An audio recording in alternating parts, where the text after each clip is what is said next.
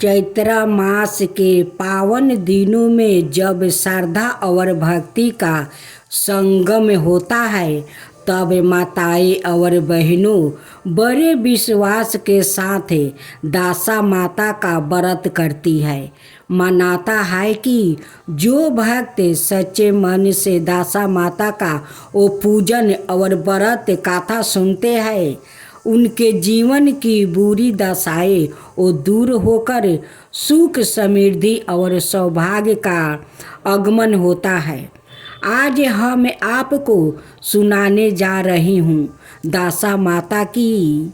आज 9 दिन पूरा हुआ है चमत्कारी व्रत कथा जिसे सुनने मात्रा से घर में खुशहाली आती है, कष्ट और बाधाएं दूर होती है और माता दासा की कृपा से जीवन की हर कठिनाई आसान हो जाती है। तो आइए साथियों, श्रद्धा और विश्वास के साथ सुनते हैं दासा माता की पावन व्रत कथा और माता से प्रार्थना करते हैं कि वो हम सभी के जीवन की हर बुरी दशा को वो शुभ दासा में बदल दे।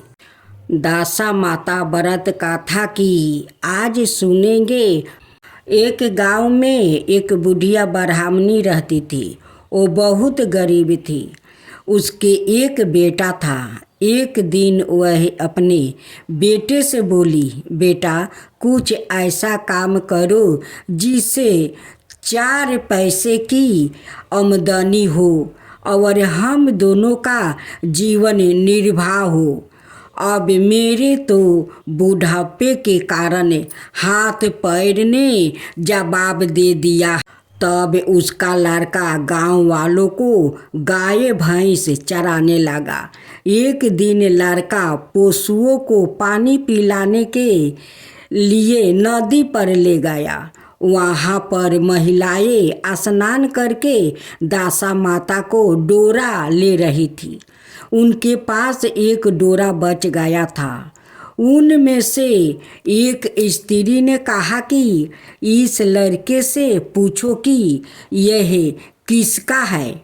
तब एक स्त्री लड़के के पास जाकर वो पूछने लगी, तुम्हारे घर में कौन कौन है? लड़के ने बताया कि केवल मेरी बुढ़िया माँ है। स्त्रियों ने लड़के को एक डोरा देते हुए वो कहा कि तुम इसे ले जाकर अपनी माता को दे देना और कहना कि इसका पूजन और व्रत करे। हम तुम्हें सीधा और पूजा की भी देते हैं, इसे भी अपने माता को दे देना। लड़के ने उनसे डोरा ले लिया। फिर सब स्त्रियों ने उसे सीधा भी दिया। लड़का उस सामान को लेकर घर आया। उसने दरवाजे से ही माँ को पुकार कर कहा, गेठरी को उतार लो, मैं बोझ से दबा जा रहा हूँ। उसकी माँ बहुत प्रसन्न हुई। माँ ने बेटे से पूछा, यह सब कहाँ से लाया हो? लड़के ने माँ को सब समाचार सुनाकर दासा माता का डोरा भी दे दिया। बुढ़िया ने डोरे को लेकर माथे से लगाया और उसी दिन से व्रत करने लगी। 9 दिन तक कथा कहानी कहती रही। 10वें दिन उसने डोरे की पूजन की तैयारी शुरू की। वह डेहरी के बाहर गोबर से लीप रही थी कि उसी समय एक बहुत ही गरीब बुढ़िया आकर बोली कि क्या कर रही हो बहन? उसने जवाब दिया कि आज मेरे घर पर दासा माता का पूजन है, इसलिए लीप रही हूँ। उस बुढ़िया रूपी दासा माता ने कही कि मुझे बहुत प्यास लगी है, थोड़ा सा पानी पिला दे। इस पर लड़के की माता बोली, मैं तो इस मिट्टी के बर्तन से पानी पीती हूँ। मेरे यहाँ लोटा लोटिया कुछ नहीं है। तुमको पानी किस में भर के दूँ? एक कटोरी ही मेरे घर में है। पता नहीं वह कहाँ पड़ी होगी। जरा तुम ठहरो, मैं कटोरी ले आऊँ, तब तुमको पानी पिलाऊँ। बुढ़िया हाथ धोकर अंदर कटोरी लेने गई।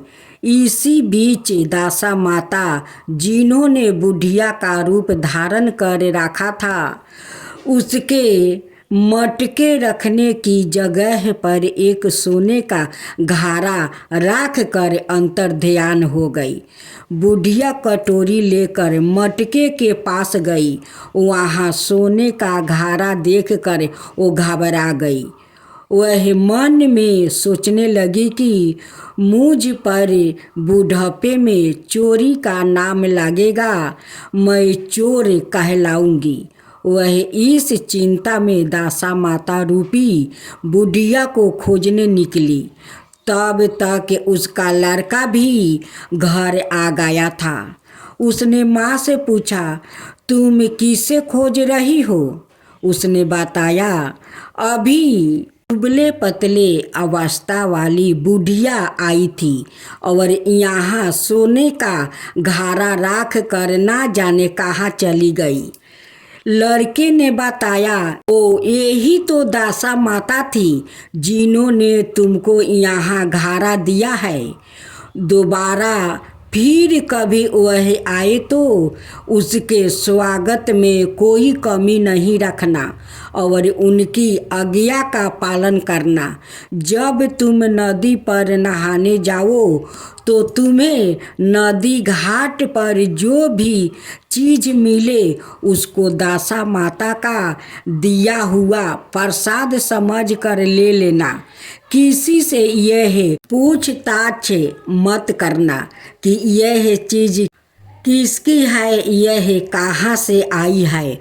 बुढ़िया नदी में नहा कर बाहर निकली तो उसे सोने का घड़ा भरा दिखाई दिया और उसके पास ही अच्छे वस्तु रखे थे। बुढ़िया ने कपड़ों को पहन लिया और घड़े को हाथ में लेकर चलने की वो तैयारी थी कि चार कहार एक डोली लेकर उसके पास आया। कहारों ने उसे डोली में बैठने को कहा। बुढ़िया जब घर पहुंची तो उसने देखा कि वहाँ तो एक आलीशान महल खड़ा है। बुढ़िया महल के अंदर चली गई।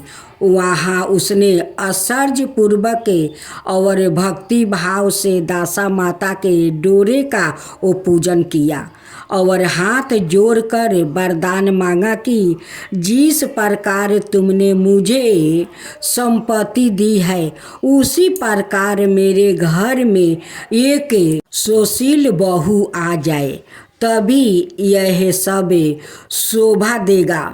कुछ दिनों बाद लड़के का विवाह हो गया और बहुत ही सुंदर सुशील बहू बुढ़िया के घर आ गई। बुढ़िया ने दोबारा दासा माता से वर मांगी कि जैसे मेरे बहू बेटे सुशील और सुंदर है उसी प्रकार के मैं पुत्र पाऊं। कुछ दिनों बाद बुढ़िया के यहाँ एक पोता रूपी रतन पैदा हुआ। एक दिन बुढ़िया ने अपनी बहू को पास बैठाकर वो समझाया कि मेरी यह सब संपत्ति दासा माता की वरदान की दी हुई है। उन्हीं की कृपा से तुम इस घर में आई हो। मेरे नहीं रहने के बाद यदि कोई मैले कुचले कपड़े धारण किए बुढ़िया तुम्हारा घर पर आए तो उसे आंचल के कोर से पैर पोंछना, घृणा मत करना, उसे प्रार्थना करना। यह सब आपका ही दिया हुआ तो है। जब भी दासा माता का डोरा लेना हो तब उसको तुम भी अवश्य लेना और श्रद्धा पूर्वक उसका पूजन करना। जब भी तुम्हारे ऊपर संकट के बादल घेर आए तो सुहागिनों को नेवतना। दासा माता की कृपा से तुम्हारी सब इच्छाएं पूरी होगी। कुछ दिनों के बाद बुढ़िया का स्वर्गवास हो गया। दासा माता ने सोचा कि बुढ़िया के घर चलकर देखना चाहिए कि उसकी बहू सास के वचनों का पालन करती है या नहीं। एक दिन दासा माता ने वृद्धा भिखारी का भेष धारण कर उसके घर गई। उसे देखते ही बहू खड़ी हो गई, उसके पाँव छुआ और बालक को उसकी गोद में डाल दिया। उसकी श्रद्धा भक्ति से दासा माता बहुत ही प्रसन्न हो गई।